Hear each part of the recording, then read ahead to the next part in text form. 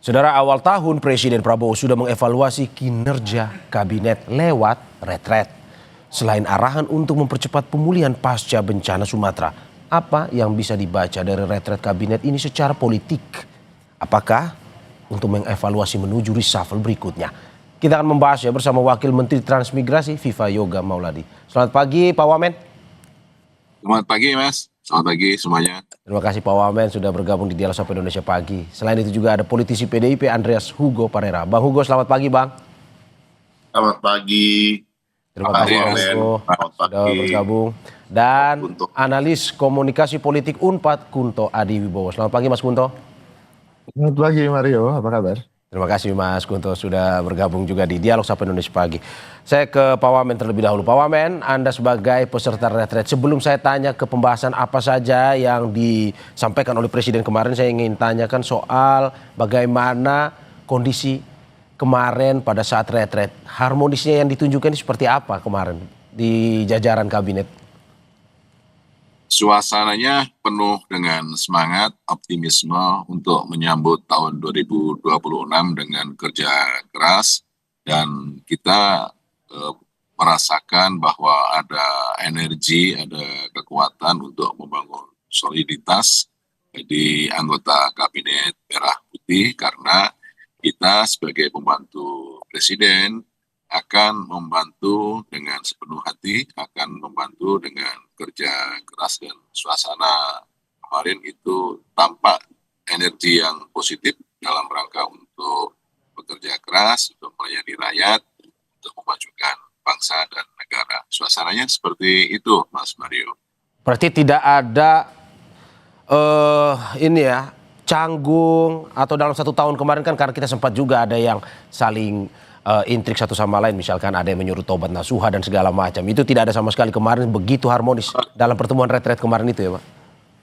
Tidak ada suasana canggung, suasana risih, suasana kaku, suasana formal tidak ada. Jadi suasana kami itu cair, liquid, dan kami makan bersama. Kemudian kita mendengarkan perintah dan pidato arahan dari Presiden secara bersama-sama dan suasana kekeluargaan itu tampak dan kita menjadi bagian sebagai pasukan tim yang solid, yang mampu untuk bekerja sama antar kementerian dan lembaga. Suasananya seperti itu Mas Mario. Oke. Pak Wamen, kalau untuk detailnya apa saja yang dibahas kemarin Pak Wamen? Apakah memang hanya 1 tahun evaluasi atau ada kinerja ke depan yang ingin disampaikan oleh Presiden, program-program yang menjadi harapan?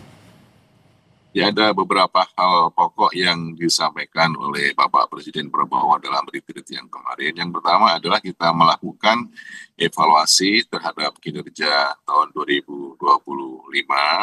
Kemudian kita melakukan diskusi terhadap perkembangan global yang akan berdampak kepada situasi ekonomi dan politik nasional. Serta kita akan terus untuk melaksanakan asta cita Presiden yang diturunkan dalam bentuk program-program di seluruh kementerian dan lembaga. Salah satunya adalah satu soal makan bergizi gratis. Kita akan terus untuk meningkatkan kualitas pelayanan dan yang kedua ini akan mendapatkan trickle down effect buat pengembangan ekonomi kerakyatan. Kemudian yang kedua soal swasembada pangan dan energi. Dalam tahun 2026 kita akan lebih berorientasi kepada swasembada protein karena swasembada untuk karbohidrat tahun ini sudah berhasil dan yang tahun depan kita akan lebih meningkatkan untuk membangun swasembada protein terutama untuk ikan dan pengembangan kampung-kampung nelayan, budidaya ikan air tawar juga sedang kita kembangkan. Terus yang ketiga kita ingin ada program hilirisasi itu bisa memberikan added value buat pertumbuhan ekonomi nasional dan tenaga kerja. Dari beberapa pokok-pokok pikiran itu kita ingin menyampaikan kepada rakyat Indonesia bahwa tim ini solid, tim ini bekerja, tentu juga membutuhkan atensi, aspirasi, Ya. kritik, dan Bet- itu ditekankan oleh Bapak Presiden Prabowo untuk terus terjun ke masyarakat, mendengar suara rakyat, mendengar aspirasi rakyat untuk dijadikan sebagai perumusan kebijakan di seluruh kementerian dan lembaga. Intinya di situ. Oke, sebelum saya ke Bang Hugo, kesimpulan dari Mensesnek kemarin menyampaikan apa yang disampaikan oleh Presiden Prabowo bahwa selama setahun ini Presiden puas dengan kinerja kabinet ya, Pak Wamen? Ya cukup puas dan cukup optimis, tapi arahan dari Bapak Presiden perlu akan kinerja yang lebih solid lagi dan akan ditingkatkan lagi. Ya. Dan masing-masing dari pimpinan kementerian dan lembaga juga sudah melakukan koordinasi, integrasi, sinkronisasi dan energi terhadap seluruh program yang ada di kementerian dan lembaga sebagai penjabaran dari cita Presiden. Oke, saya ke Bang Hugo. Bang Hugo, bagaimana Anda melihat pelaksanaan retret ini? Kalau kata Pak Wamen tadi ya ini harmonis, ada juga pembahasan terkait dengan 1 tahun kemarin dan juga ada program-program harapan ke depan. Menurut Anda perlukah sebenarnya retret seperti ini? Ya, Mario, retret itu bagus dalam arti bahwa ada biasanya dilakukan di dalam kelompok atau pribadi, individu, orang meninggalkan rutinitas kerja sehari-hari untuk kemudian ya kalau di dalam kelompok tentu bertemu untuk melakukan evaluasi, refleksi, kemudian ya untuk ya menyegarkan kembali baik pikiran maupun ya rencana-rencana kerja, dan menurut saya itu sangat baik gitu. Artinya per definisi dari yang dimaksudkan dengan retret itu, dan apa yang tadi sudah dijelaskan oleh Pak Wamen, Pak Viva Yoga, saya kira itu yang ya kalau itu yang dilakukan, saya nggak tahu persis apa isinya, dan tentu rakyat berharap bahwa setelah retret ini ya tentu kinerja daripada pemerintahan itu menjadi lebih baik gitu, terutama dalam apa melayani kepentingan masyarakat di dalam berbagai aspek. Karena kan semua kabinet bertemu, semua menteri bertemu dengan pemimpin kabinet, kepala negara, kepala pemerintahan, Pak Presiden Prabowo sendiri. Nah, tentu ini hal yang bagus untuk membangun suatu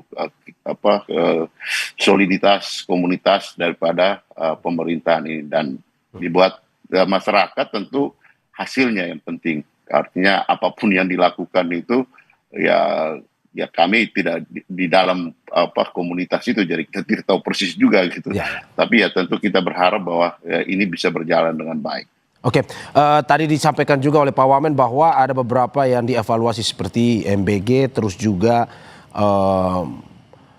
swasembada pangan dan juga energi yang disampaikan oleh Presiden. Menurut Anda ini mungkin bisa tercapai nantinya, Pak Bang Hugo?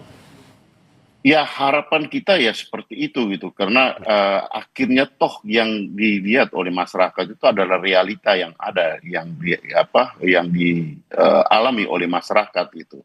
Dan di dalam acara-acara seperti ini tuh dialog itu penting, komunikasi itu penting. Kalau yang datang hanya misalnya ya, saya nggak tahu persis apakah kalau yang datang yang hanya Bapak Presiden sendiri yang bicara, itu namanya briefing bukan retreat gitu. Tapi kalau retreat itu tentu harus ada komunikasi, refleksi, evaluasi untuk kemudian ya membangun satu tim kerja yang bagus gitu. Dalam arti untuk kemudian kita lihat hasilnya setelah pertemuan itu, setelah retreat itu. Nah itu maksud daripada suatu retreat yang saya tahu, dan saya pernah mengikuti retreat seperti itu. Jadi kita tahulah gimana metode dan mekanisme retreat di dalam di dalam kerja tim gitu. Iya. Oke, saya ke Mas Gunto. Mas Gunto, bagaimana Anda melihat ternyata tadi juga dikatakan oleh Bang Hugo bahwa ini sebuah hal yang bagus sebenarnya untuk merefleksikan selama setahun terakhir, juga untuk menyusun rencana kerja ke depan. Menurut Anda seperti itu perlu, dan evaluasi Anda selama setahun ini terkait dengan kabinet atau para pembantu presiden ini? Ya, menurut saya ini sangat perlu, Mas. Yang pertama kan tidak hanya internal ya ke dalam kabinet sendiri, tapi juga ke eksternal. kabinet kita dan pemerintahan Pak Prabowo perlu meyakinkan rakyatnya, perlu meyakinkan aktor-aktor di pasar gitu kan, untuk kemudian bisa secara sinkron bersama-sama mendukung tujuan dari pemerintahan ini terkait dengan program-program prioritas pemerintah kan, ada MBG, ada swasembada pangan, ada swasembada energi, dan tiga itu sebenarnya kan sudah ditulis oleh Pak Prabowo di bukunya di Strategi Pak Prabowo. Transformasi Bangsa kalau nggak salah tahun 2023, dan itu kemarin juga ditekankan oleh Pak Prabowo, dan tampaknya ya pembantu-pembantunya harus baca buku itu gitu Mas. Karena strategi besarnya ada di situ, dan itu yang kemudian digarisbawahi oleh Pak Prabowo, dan tampaknya harusnya ini jadi buku bestseller di tahun 2026 ini karena Pak Prabowo endorse itu. Ya. Lalu kemudian kalau secara politik, dan kemarin ada disinggung koalisi walaupun hanya berseloroh dan soal PKB, saya pikir itu hanya bercanda biasa, dan kalau ketemu dengan Caimin kan memang bawaannya bercanda gitu ya. Ya. Dan saya menangkapnya seperti itu tanpa ada pretensi apapun. Tapi perlu dicatat juga bahwa kita harus melihat dan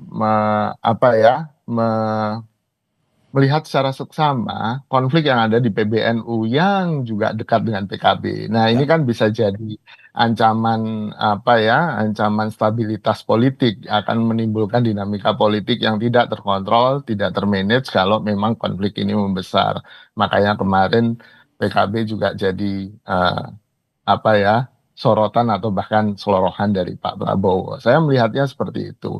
Kalau soal kabinet, saya melihatnya Pak Prabowo kemarin memuji kabinetnya dengan kata-kata yang ya walaupun mungkin saya tidak terlalu sering mengumpulkan saudara-saudara. Nah, di sini kan ada pengakuan sendiri dari Pak Prabowo bahwa dia tidak terlalu sering mungkin berkomunikasi langsung dengan para kabinetnya, tapi Pak Prabowo mengapresiasi keberanian untuk inisiatif kerja.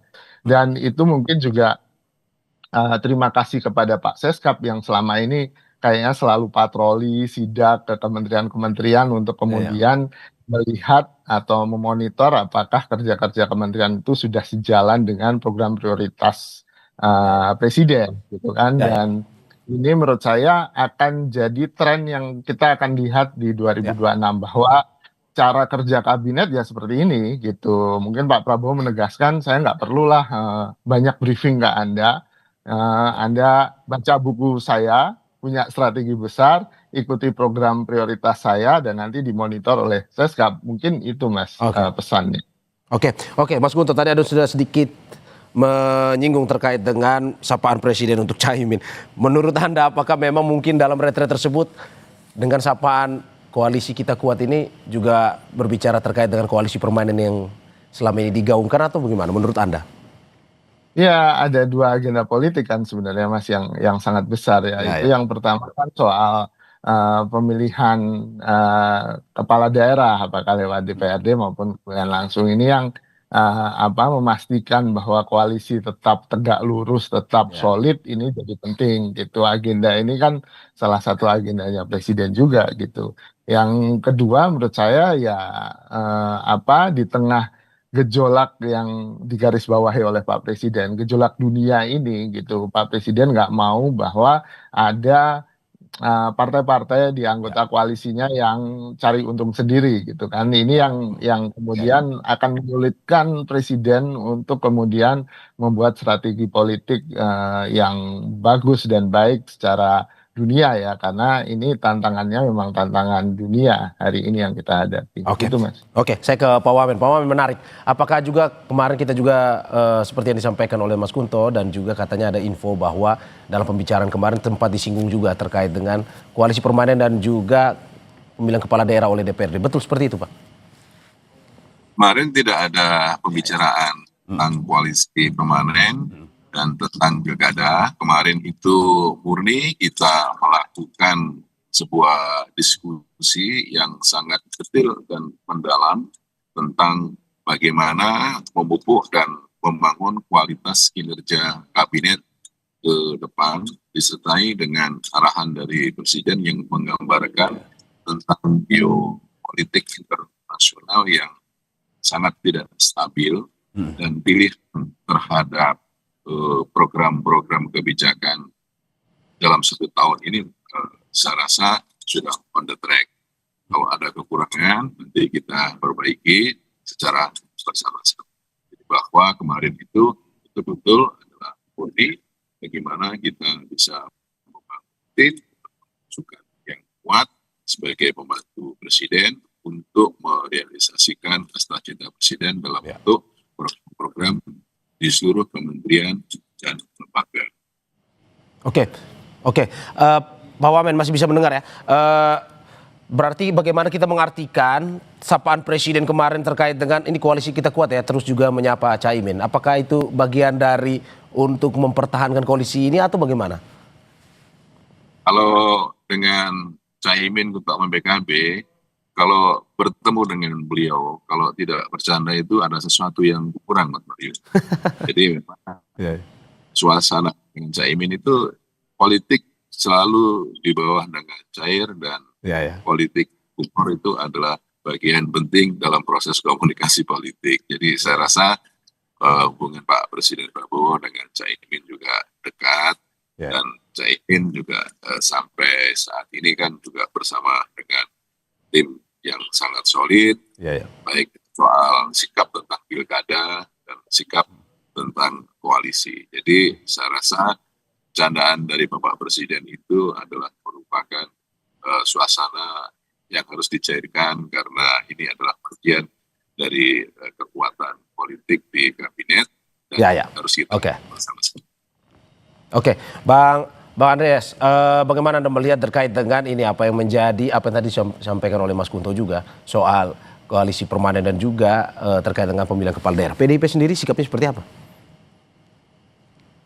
Ya, saya kira PDI Perjuangan sudah jelas dari awal kan kita menyampaikan bahwa kami tidak berada di pemerintahan, berada di luar pemerintahan, tapi kita memerankan diri sebagai partai yang berada di luar untuk menjadi penyeimbang di dalam proses perjalanan pemerintah. Dan saya kira di dalam salah satu event juga kemarin Pak Presiden sendiri memberikan apresiasi bahwa perlu ada yang di luar gitu untuk memberikan menjaga keseimbangan di dalam proses menyampaikan secara pandangan-pandangan kritis terhadap pemerintahan ini, dan saya kira itu perlu gitu. Saya kira ya masyarakat pun banyak memberikan dukungan untuk adanya PDI Perjuangan di luar pemerintahan untuk menjalankan suatu proses pemerintahan demokrasi yang sehat gitu di Republik ini gitu. Dan saya kira selama ini ya kami memainkan peran itu gitu. Meskipun sendiri gitu, tapi saya kira itu adalah bagian dari kita menjalankan suatu proses pemilihan umum yang ya sudah terjadi, yang sudah dengan berbagai macam dinamikanya sudah terjadi, dan PDI Perjuangan ada di luar pemerintahan. Saya kira tugas kami sekarang adalah yang memberikan masukan-masukan, pandangan-pandangan sesuai dengan apa yang kita rasakan di masyarakat, dan itu penting gitu untuk pemerintah, karena ya mungkin sebagai bahan apa yang kita perlu sampaikan juga bahwa mungkin selama ini komunikasi tidak selalu seperti itu gitu di dalam pemerintahan Pak Prabowo, dalam arti bahwa kalau semua orang menyampaikan semuanya bagus, semuanya positif, ya tentu ini juga berbahaya untuk proses pemerintahan gitu, karena itu nanti tidak sesuai dengan realita yang ada di masyarakat. Ya kita lihat bagaimana di dalam situasi bencana kita cukup lama juga kita sibuk untuk berdebat, ya berbeda pendapat, sementara rakyat susah gitu, mengalami penderitaan di bawah. Ada yang bilang ini hanya ada di medsos lah seperti itu, sementara bencana itu sudah terjadi gitu.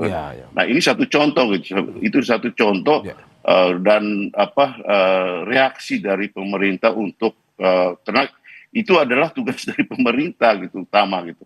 Kemudian ya rakyat mengambil inisiatif gitu untuk memberikan bantuan pada masyarakat. Ini situasi force majeure pada waktu itu gitu.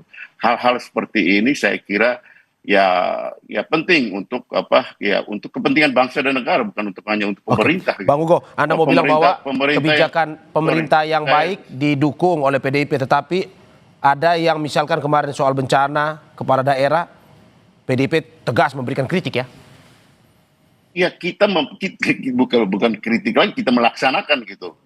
Kita mengumpulkan minta ya teman-teman dari daerah mengumpulkan dana, kemudian juga dengan kemampuan yang ada kami punya tim Baguna, Badan Serbaguna yang memberikan bantuan bencana, kita kirim ambulans, beberapa kader petinggi partai kita juga turun ke sana untuk berkoordinasi dengan struktur struktur partai di daerah untuk membantu ya apa yang ada di depan ada di depan kita gitu. Tugas saya adalah berkomunikasi dengan struktur-struktur di daerah, apa yang mereka butuhkan, apa yang bisa kita bantu, kita kirim ke sana dengan segala kemampuan yang ada gitu. Yang seharusnya ya saya kira itu lebih cepat dilakukan di awal oleh pemerintah, seharusnya lebih baik lah. Tapi ya ini adalah suatu hal yang sudah terjadi dan saya kira kita tidak perlu berdebat terlalu lama soal itu karena rakyat membutuhkan bantuan pertolongan. Saya kira hal-hal seperti ini penting untuk menjadi bahan ya seperti apa yang ada di dalam retret itu. Saya nggak tahu persis apakah itu menjadi pembicaraan kasus, contoh kasus, tapi saya kira Bapak Presiden perlu memperoleh informasi aktual, informasi penting yang untuk segera harus diambil keputusan.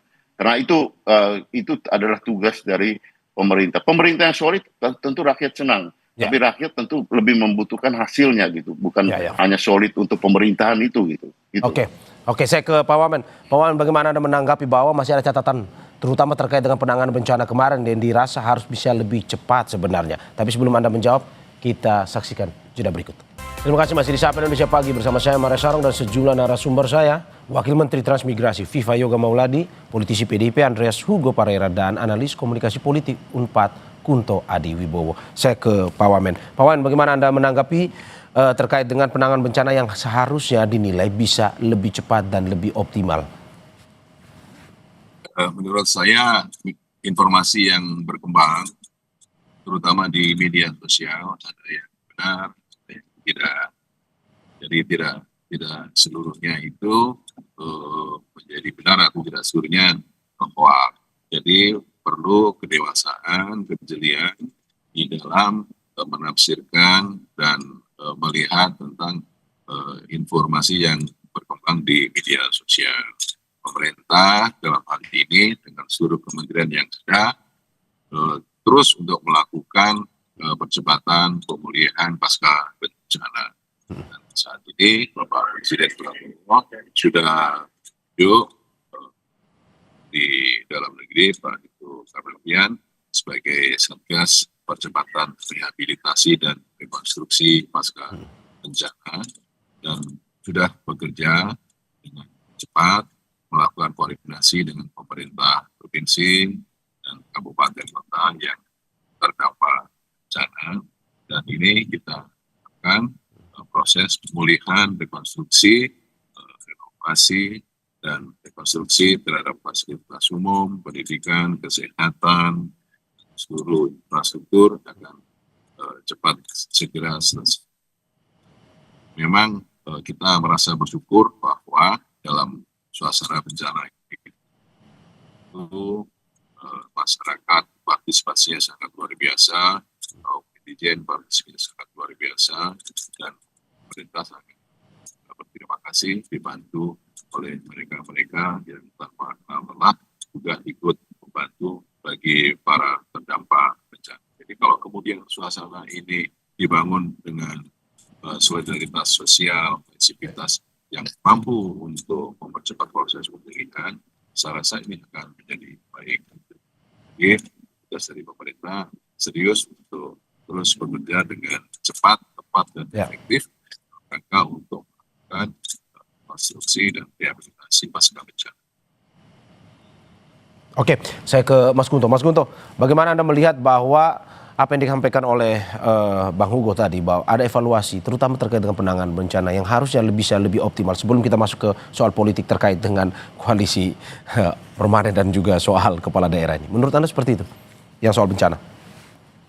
Iya, kalau soal bencana kan Pak Presiden sendiri juga dengan membuka dengan bilang bahwa kita punya kemampuan untuk menangani bencana sendiri gitu kan. Dan ini kan yang jadi pro kontra selama ini kan tentang kenapa kita menolak bantuan asing, kenapa pemerintah tidak membuka keran itu. Itu yang uh, menurut saya itu jadi penting. Dan di sini kan Pak Prabowo di dalam retreat ini menggarisbawahi bahwa negara kita punya kekuatan gitu kan. Dan saya juga membenarkan itu bahwa kita punya kekuatan.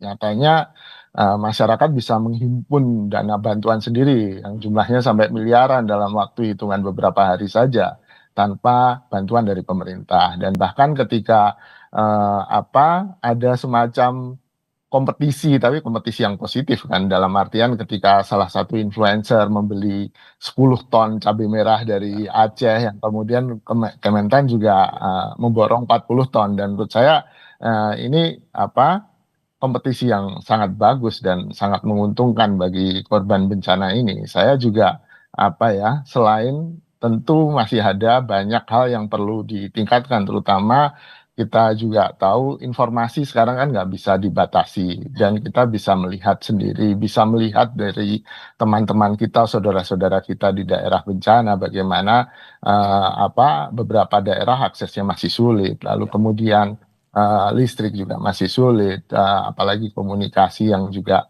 biarpet. Nah, ini yang menurut saya juga perlu jadi prioritas bagi pemerintah bahwa penanganan bencana dan pemulihan ini memang butuh waktu yang sangat panjang dan energi yang sangat besar yang dibutuhkan oleh pemulihan bencana ini gitu sih Mas. Termasuk memperbaiki komunikasi politik selama bencana itu ya yang disampaikan kemarin itu yang menjadi salah satu poin dari Bang Hugo tadi sampaikan. Iya ya, saya setuju dengan itu, setuju dengan Bang Hugo ketika beberapa daerah di Aceh sudah angkat tangan, mengibarkan bendera putih dan segala macam. Lalu kemudian ada konflik dengan aparat baik itu polisi maupun TNI di beberapa daerah terkait dengan pengibaran bendera Aceh dan segala macamnya. Itu menurut saya ya mungkin kalau dinilai dari skill sedikit, tapi kan kita harus hati-hati di saat krisis semuanya bisa jadi full blown out krisis kan kalau tidak di-manage dengan baik gitu. Dan saya juga mencatat bahwa komunikasi ketika bencana memang jadi akrobat sendiri gitu Mas gitu. Ketika di awal-awal para elit politik kemudian melakukan drama-drama terkait bencana gitu kan yang tiba-tiba semuanya berlomba-lomba untuk kemudian tampil di daerah bencana tanpa kemudian sebenarnya yang dibutuhkan kan yang sistemik ini gitu, bukan bantuan orang per orang gitu kan. Negara punya kapasitas itu, kalau bantuan orang per orang kan teman-teman di K-pop pun bisa kumpulkan miliaran dalam sehari kan, dan menurut saya skillnya tidak seperti itu gitu sih. Oke, saya ke Bang Hugo. Bang Hugo, selain bencana, apa catatan dari PDIP sendiri terkait dengan 1 tahun pemerintahan ini, terutama kinerja kabinetnya? Iya, saya kira satu hal yang ya positif negatif ya dalam situasi bencana kemarin ya kita lihat. Karena ini satu peristiwa yang peristiwa sosial, lingkungan, peristiwa di bangsa ini yang penting yang harus menjadi bahan evaluasi kita bersama gitu sebagai bangsa dan negara gitu. Di satu pihak kita lihat rakyat itu gotong royongnya itu luar biasa loh. Ya. Dan ini kasus seperti ini sebelum-sebelumnya juga sudah terjadi gitu kan. Ada beberapa peristiwa yang berkaitan itu rakyat bergotong royong untuk membantu gitu. Jadi tapi tentu di situ orang berharap betul bahwa negara hadir, dan hadir itu seperti yang tadi Prof Kunto sampaikan, hadir dengan semua kekuatan yang ada, karena itulah tugas daripada negara gitu. Nah, ini yang saya kira soliditas ini yang seharusnya dibangun antara ya negara, dalam hal ini pemerintah bersama dengan rakyat untuk kita cepat melaksanakan, mengambil inisiatif.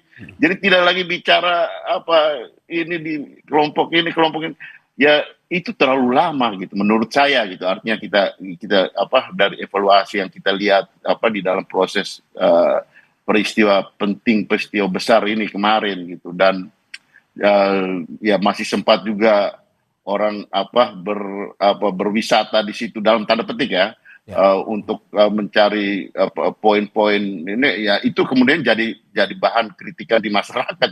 Nggak bisa kita tolak hal-hal seperti itu gitu, karena ya faktanya ada, kita berhadapan dengan situasi hari ini media sosial yang bisa menyampaikan dengan pandangannya masing-masing. Tapi syukurlah kita ya melewati ini dengan satu semangat gotong royong yang masih tetap kuat di masyarakat kita sebagai bangsa ya, sebagai bangsa. Dan ini adalah potensi sosial yang harus kita jaga untuk kepentingan bangsa dan negara. Ke depan saya kira ya, kalau syukur hal-hal seperti ini juga dilihat di dalam evaluasi atau di dalam retreat kemarin gitu.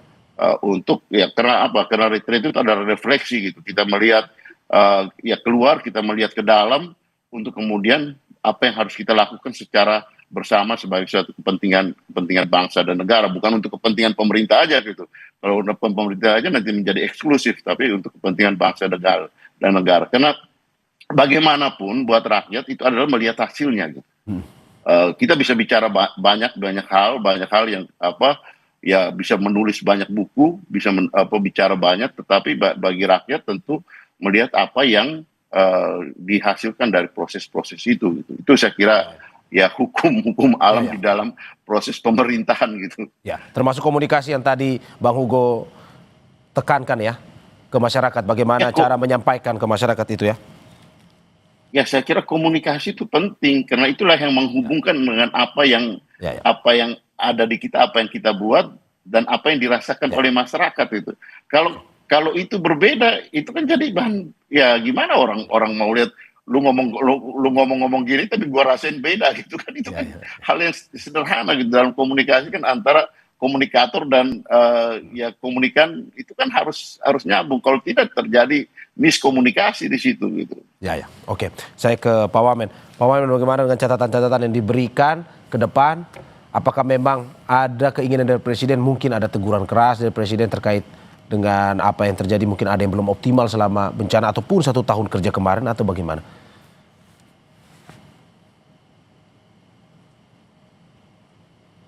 Pak Wamen, masih terhubung? Ya, mohon maaf, tadi terputus-putus, mohon diulangi. Oke, bagaimana dengan evaluasi yang diberikan Pak Wamen ke depan, terutama dengan retret ini bisa memberikan kinerja ini lebih optimal lagi, terutama harmonisasi di dalam kabinet sendiri, harmonisasi bersama, kerja bersama dengan masyarakat juga untuk negara hadir, memastikan tidak hanya soal bencana tapi juga kerja-kerja ke depan. Ya, ini retreat ini adalah tradisi baru dari kabinet. Dan ini sesuatu yang sangat bagus karena apa? Seluruh anggota kabinet bisa memahami dan menafsirkan secara tunggal tentang visi presiden, dan asta cita presiden itu di breakdown, diturunkan dalam bentuk strategi transformasi bangsa, kemudian diturunkan dalam bentuk program-program kementerian dan lembaga. Jadi ada satu pandangan bersama secara kolektif kolegial di dalam menerjemahkan soal visi presiden itu. Dan yang kedua, kita membangun sebuah tim yang solid ya, soal kedisiplinan, soal koordinasi, integrasi, sinkronisasi antar kementerian dalam kabinet ini, dan di lapangan juga sudah menunjukkan hasil yang nyata. Dan ke depan kita akan perbaharui lagi koordinasi, integrasi, sinkronisasi antar kementerian lembaga agar program-program itu bisa berdampak nyata secara efektif, efisien kepada masyarakat, dan masyarakat bisa merasa puas terhadap kinerja dari pemerintahan, dan kita siap terus untuk melayani masyarakat dalam seluruh kementerian dan lembaga yang ada. Oke, saya terakhir ke Mas Kunto. Kesimpulannya Mas Kunto, apa yang harus dilakukan kabinet ke depan terutama untuk membantu presiden tetapi optimal, tidak berseberangan dengan masyarakat juga?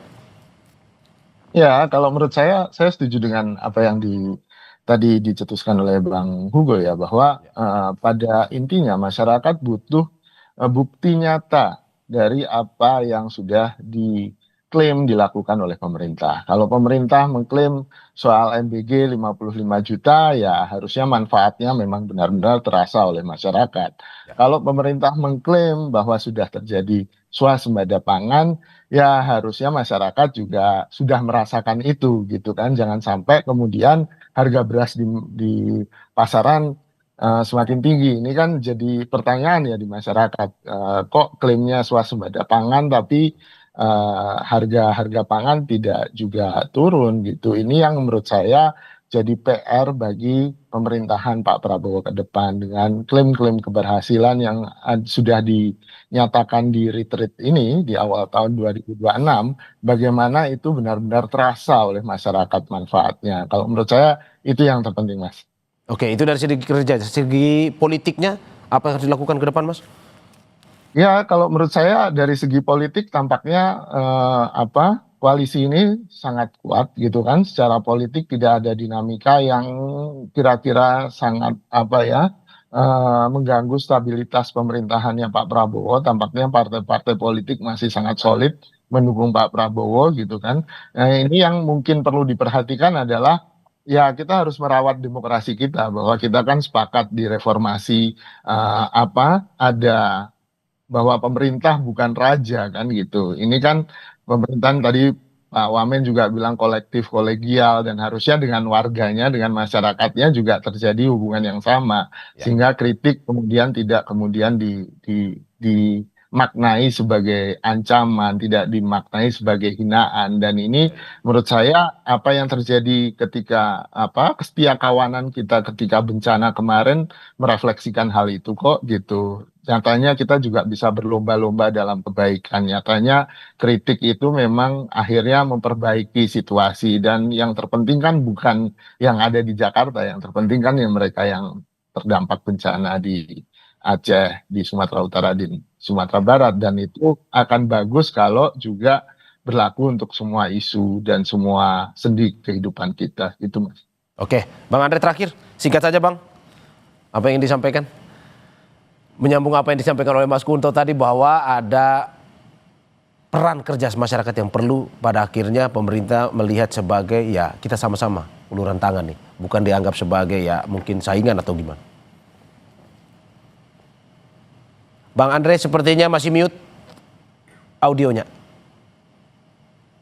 Oke, saya kira itu penting apa yang disampaikan oleh Mas Kunto tadi, juga udah diklaim oleh Mas Wamen, Ya. bahwa ya kita ini hidup sebagai bangsa gitu. Artinya bukan hanya pemerintah gitu.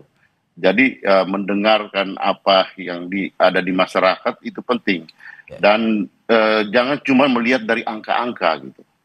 Karena kita sekarang ini selalu melihat bahwa semuanya itu kuantitatif, diukur secara kuantitatif. Perhatikan juga kualitatif, dalam arti bahwa apa yang dirasakan itu penting di masyarakat, itu penting gitu. Kenapa? Karena angka-angka itu bisa menipu kita juga, bisa dimanipulasi gitu.